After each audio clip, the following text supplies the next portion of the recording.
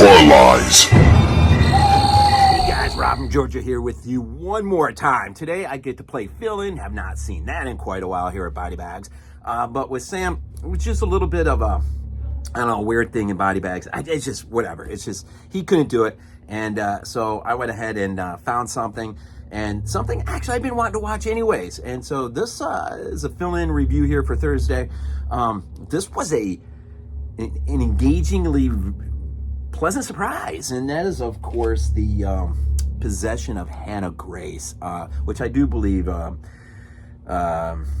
aka BDG Reviews, I believe in one of his packages, this came from him. I'm almost positive it did, so my compliments. You were right. I'm pretty sure he had said that this was pretty good. Stars Shay Mitchell. I'm going to absolutely destroy this guy's name, but the director is Diederik von Rooijen, I think. Let's go with that, man. This is, trying to think if this can't simply just be an American film. I think it's, but anyways, let me just start here. Well, first of all, I was really pleasantly surprised with this. And I will be revisiting this again. In fact, a great double feature I should have grabbed off my shelf. The Autopsy of Jane Doe. Might be a kind of neat double feature to go with this. But I did watch it last night, so hasn't really settled in with me a whole lot. But let me just start off here on the backside here. A shocking exorcism spirals out of control, claiming the life of a young woman. Months later, Megan Reed, played by Shay Mitchell, is working the graveyard shift in a morgue where she takes the delivery of a disfigured cadaver. Locked alone inside the basement corridors, Megan begins to experience horrifying visions and starts to suspect that the body may be possessed by a ruthless demonic force. Yeah, that's a pretty good sum up. I think it's at the beginning you do when you're first introduced to Megan, or maybe it's a flashback. Could be it's a flashback we see later, because the initial scene is the failed. Well, you're not sure that it's a failed exorcism initially, but it's an exorcism piece. And I thought it was done quite well. I mean, aesthetically, to look at, in terms of the lighting and the color, it was engaging. It almost sort of, no, I'm not going to say that. I was going to say it sort of almost kind of reminded me in a weird way of the Evil Dead remake. But don't let that it's a totally different scene than that. It's just, I don't know, it's just kind of remind me, because there's a father there at the side, there's two priests, and they're not winning. You kind of get it real quick, they're not winning this exorcism, but to the father's shock, he thinks she died, and then I don't know, maybe she springs to life again, and he ultimately has to kill her himself, because he knows that's the only way he's going to save the other priest. The one priest has been dispatched I'm not going to say how, but that was pretty that was pretty ingeniously done. That was interesting. Why can't we get strong priests anymore? Can't tell me these priests are way too weak in some of these movies. But it's the extension of this horrific demonic possessed girl who this exorcism just didn't work. And so that ends, with what you think. You think the dad just killed his daughter in order to end her life, because it seemed like there wasn't anything that was going to happen in terms of getting this demon out of her, whatever it was. So pick up with Megan. We find out, in a backdrop, that she has had an incident, and she's a cop, and she wasn't able to pull out her gun and make a quick on-the-spot decision when she needed to.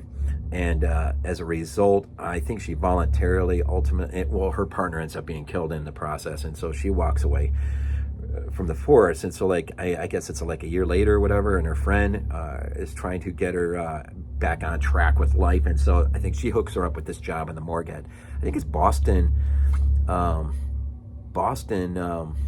Hospital, the big hospital.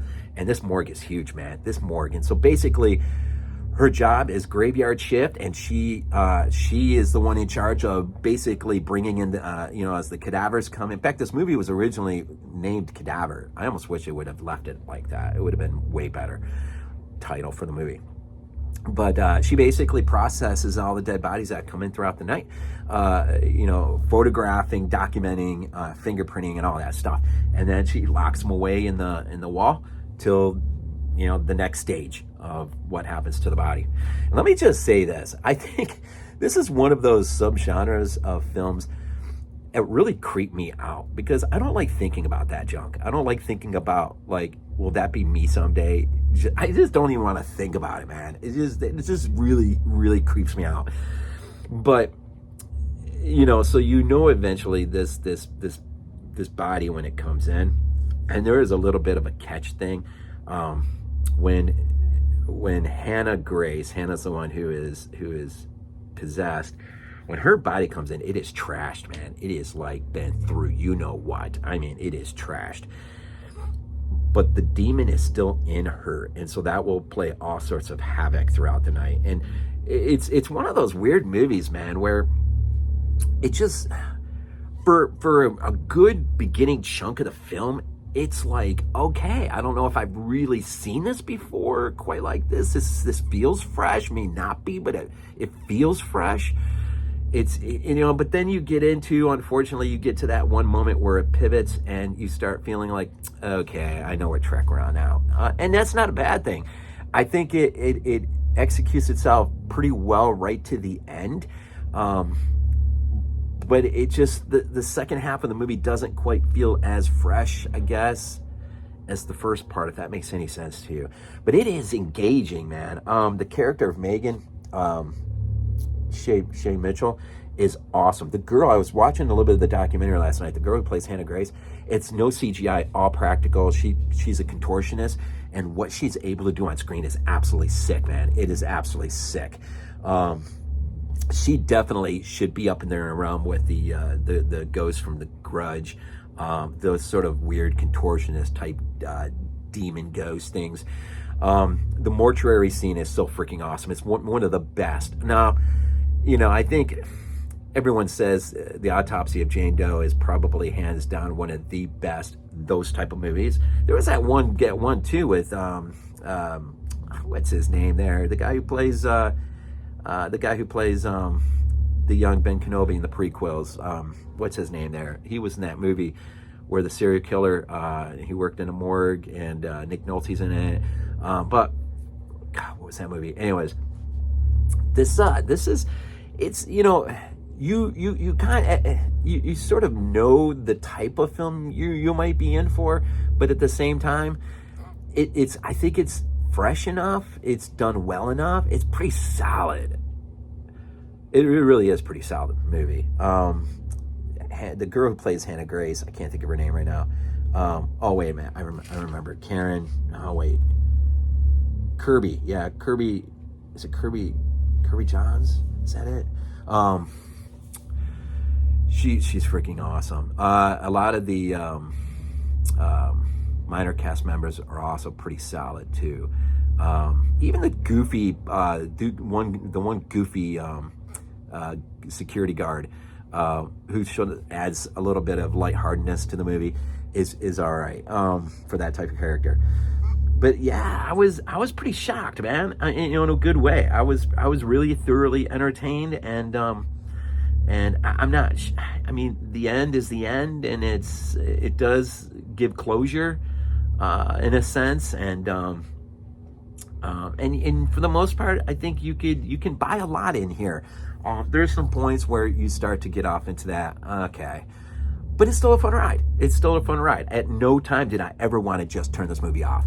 I was there for the end. I was there for the end, and there seemed to be.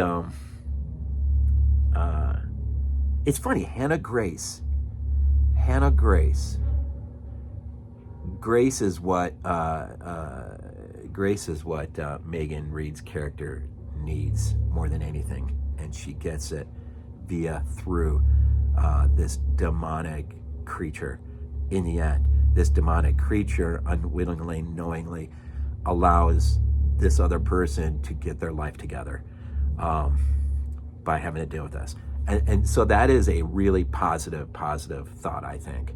But definitely solid. Check it out for sure. check it out. The Possession of Hannah Grace. They should have left it with the original title, Cadaver. I think it would have worked a whole lot better. But if for anything else, the work of this girl, the contortionist, is freaking out of this world. It is out of this world. This is a Screen Gems produced film, and it is a gem within the heap, I think, as far as I'm concerned. So definitely check it out. And Lonnie will wrap us up Friday with his pick for 2018. Again, all these, and I did say real quick, I did say in my previous review for Wednesday that I would mention this, but 2018, you get the first of David Green's Halloween trilogy, of course, The House That Jack Built, The Nun, the Suspiria remake, Hereditary, Possum. But here in this little thing, check this out in 2018. If you remember, you get Leprechaun Returns, The Amityville Murders, Children of the Corn, Runaway, Puppet Master, The Littlest Reich. So 2018 is kind of a weird year for movies like this, and that last little bunch, I don't know, maybe The Littlest Reich was the shiner in that little. I can't remember Leprechaun Returns, but it seems like I heard good things about that. Anyways, tell me if you did. Drop it down. So fill in. Sam will be here next week as usual. Enjoy the rest of this week. And by the way, Friday we'll be recording our next collaborative effort. Scariest films moments. We'll be sharing that in a top 5 format, and then I'm sure I'm going to try hard to just drop that this coming weekend. So we'll record it Friday night, and I'll try by Sunday to have it dropped. And so, anyways, all of this. Enjoy the week. Thank you for your support. Rock on. As always, we end these things off with Go Bills.